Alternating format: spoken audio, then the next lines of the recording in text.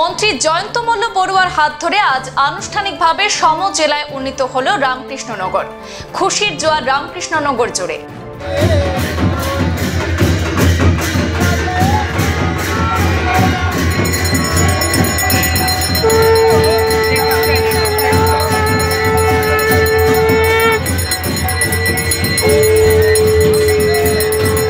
রামকৃষ্ণনগরের জন্য ঐতিহাসিক দিন। পরিবর্তনকামী বিজেপি সরকারের আমলে রামকৃষ্ণনগর প্রথমে শহর, তারপর বিধানসভা আর এখন সম জেলায় উন্নীত হলো।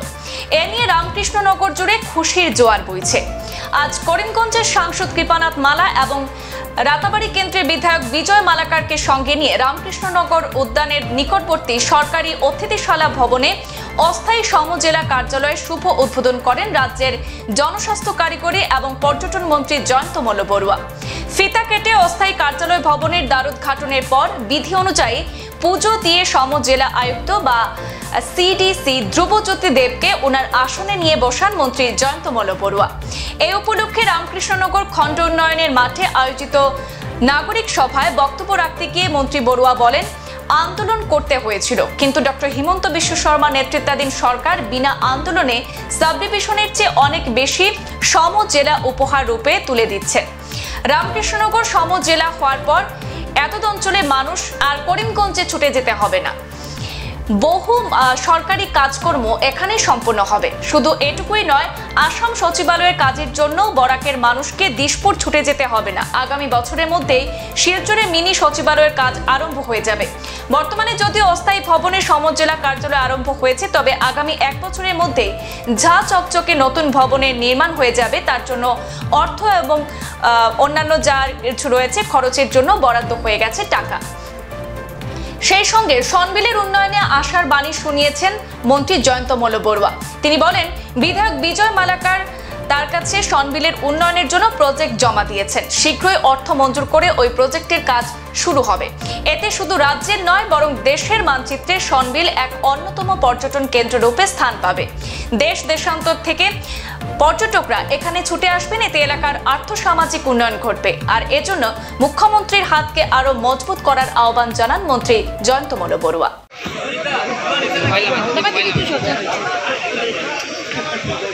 সবাই মনে খুশি আছে কি না? সবাই খুশি? কত খুশি? 100% খুশি। তাহলে আমার সঙ্গে বলেন, হিমন্ত বিশ্ব শর্মা জিন্দাবাদ, হিমন্ত বিশ্ব শর্মা জিন্দাবাদ, হিমন্ত বিশ্ব শর্মা জিন্দাবাদ। রামকৃষ্ণনগর সমজেলা কার্যালয় জ্যেষ্ঠ সবাই প্রণাম্য সভার জ্যেষ্ঠ নাগরিক বৃন্দ, উপস্থিত সুধীবৃন্দ, সবাইকে আমি শুভেচ্ছা জানাইছি। আজকে নবরাত্রির দ্বিতীয় দিন, আমার জন্য একটা খুব প্রেস্টিজিয়াস দিন।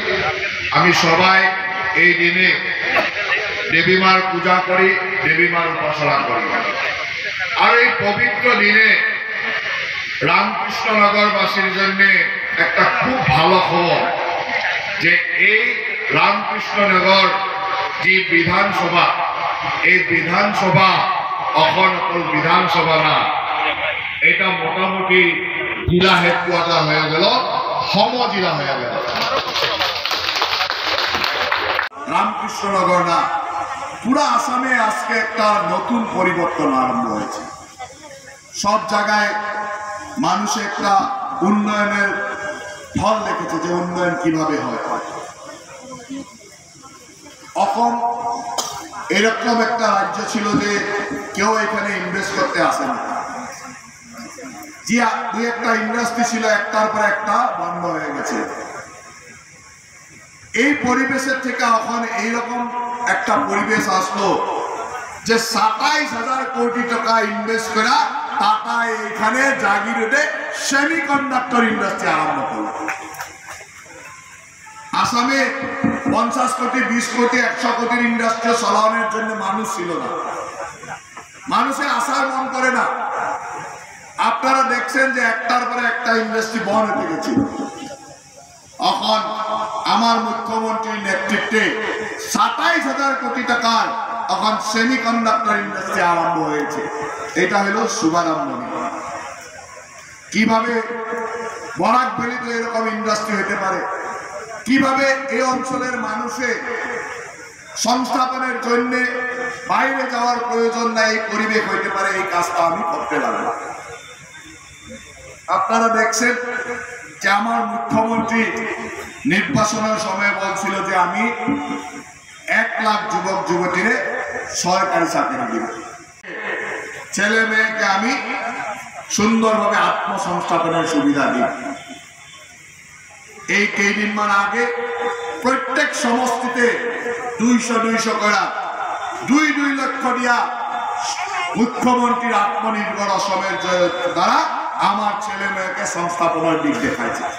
এইখানেও পাইছে, এইখানেও আপনাদের এখানে ২০০-র উপরে মানুষের সুন্দরভাবে নিজের সংস্থাপনের জন্য ২ লক্ষ টাকা পাইছে। প্রথম কিস্তির টাকা পাইছে, কাজ ভালো করে গেলে আরো সেকেন্ড কিস্তির টাকা পাবো। কথাটা হলো যে আমি পুরা আসামে একটা সুন্দর পরিবেশ সৃষ্টি করতে লাগবো, যাতে আমার নতুন প্রজন্মের ছেলে মেয়ে কেবল চাকরির পিছনে না দৌড়া নিজে কিছু সংস্থাপনের সুবিধা হতে পারে। কারণ আসাম এরকম একটা রাজ্য যে সব মানুষকে চাকরি দেওয়া তো সম্ভব না। এক বছরে বিগত এই ৩-৩.৫ বছরে ১,২৫,০০০ মানুষের চাকরি দেওয়া সরু কথা না।